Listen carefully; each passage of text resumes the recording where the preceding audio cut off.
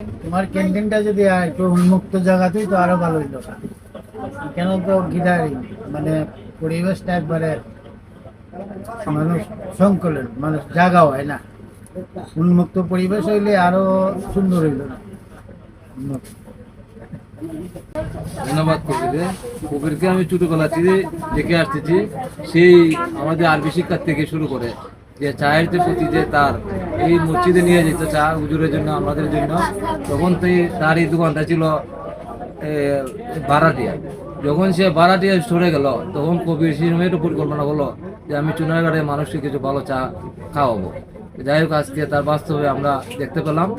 আর যখনই দেখি চুনারঘাটের মধ্যে এলাকায় এই একটা এই অঞ্চলের মধ্যে একটা চায়ের দোকান হয়, অনেক দূর দূরান্ত থেকে যখন অনেকটাই আসে, তখন আমরা আনন্দিত উৎফুল্লিত হই যে মনের মাঝে অনেক অনেক অনুভূতি হয় যে কবিরের চাটা আসলে খাইতে ভালো লাগে। আজকেও আমরা যে চারজন দলিত একানো হয়েছিলাম, যখন সবাই বললাম যে কবির এখানে খাবো, সবাই একবারকে বললো যে না, তার এখানে চাটা ভালো, আমরা এখানে চাটা খাবো। আমি পরিশেষে কবির উত্তরোত্তর কামনা করি এবং মানুষ তার ভালো ভালো চা খাক এবং দূর দূরান্ত থেকে মানুষ আসুক, চুনারঘাটের পরিচিতি আরও বৃদ্ধি পাক। পরিশেষে কবিরের উত্তরোত্তর কামনা করে এখানে শেষ করলাম।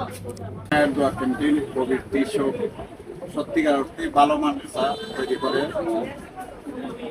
এবং দূর দূরান্ত থেকে এখানের মধ্যে চা খাওয়ার জন্য সবাই আসে। এর জন্য সে ভালো চা বানায় এবং চা নিয়ে গবেষণা করে, এর জন্য তাকে ধন্যবাদ।